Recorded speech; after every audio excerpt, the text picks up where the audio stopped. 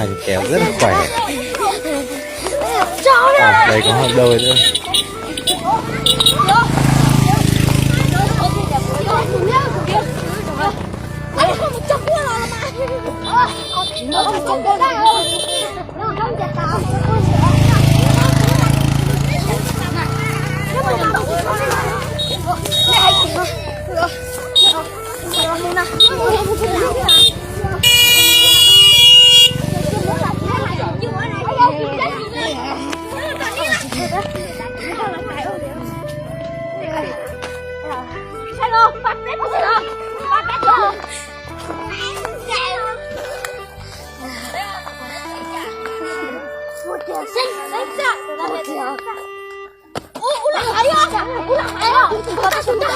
Xe máy nha.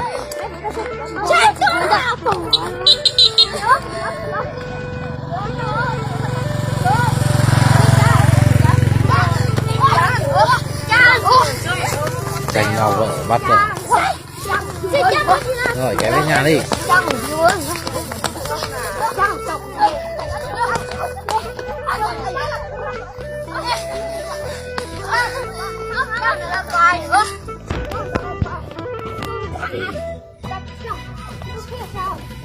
Nó chạy.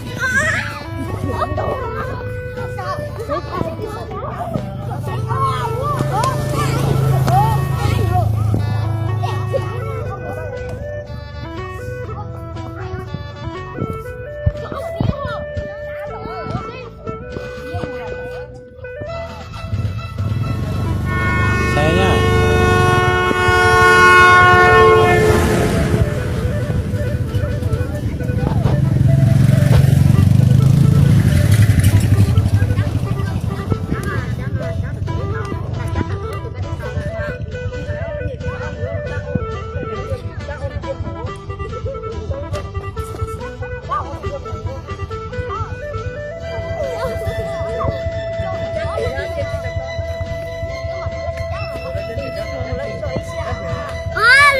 Phía sau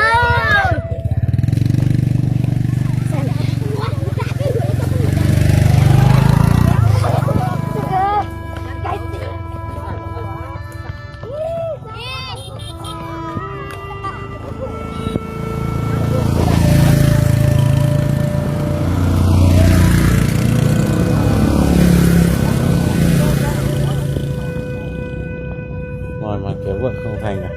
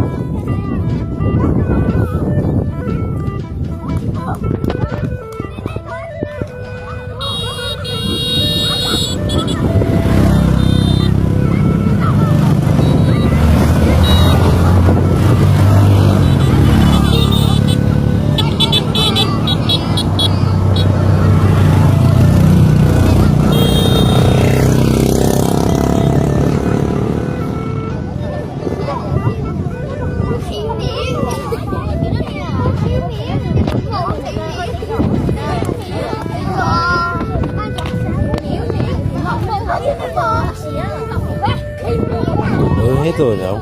Một đôi, hai đôi, ba đôi. Bác lớn cơ mà. Đi kiểu, nó chọc là kiểu. Sao mà chết luôn? Đôi này cũng được.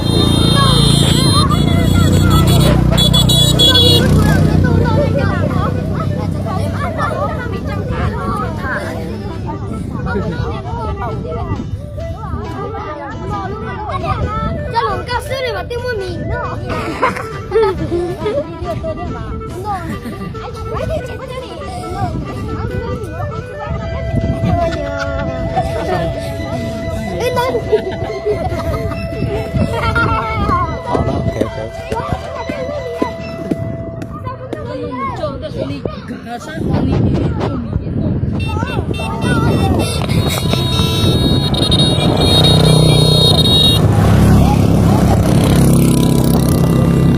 Nó chọc vào đây à?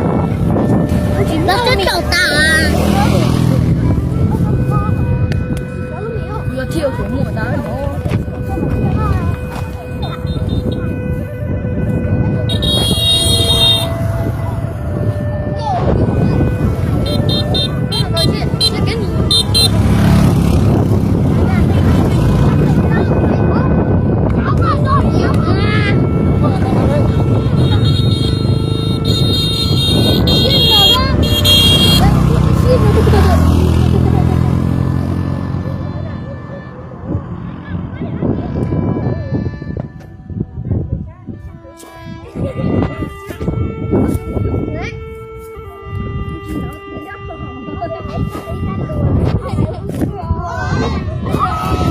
Ui, bây giờ khỏe thật, thanh niên này khỏe thật.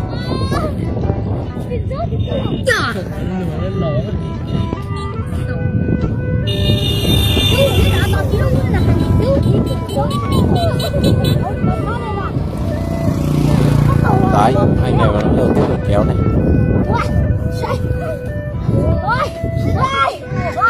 Giờ đi con bò, áo sơ mi trắng.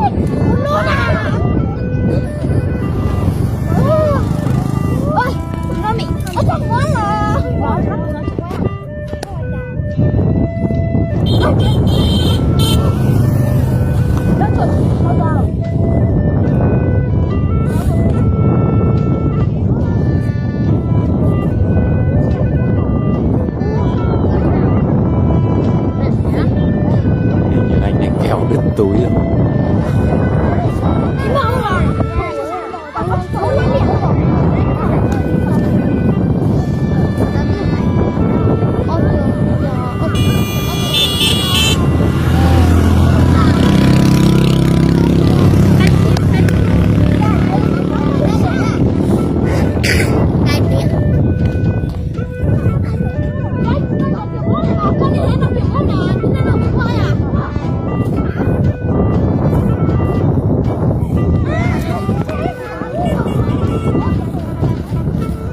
Thôi nhá, mình có việc phải về thôi, mình xin dừng video tại đây.